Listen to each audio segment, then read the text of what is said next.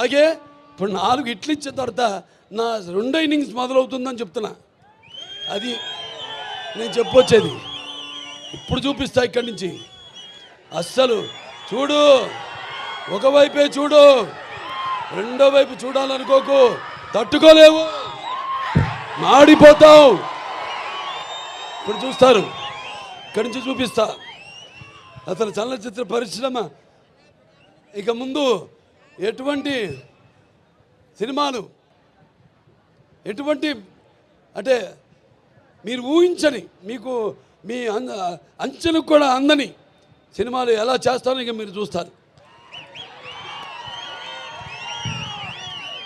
అంటే ఇదంతా ఒక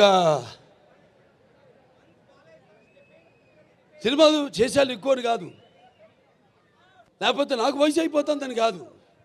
ఆలోచనలు బాగా వేడివేడిగా ఉన్నప్పుడే పంచపక్ష పరమన్న పుట్టించాలి.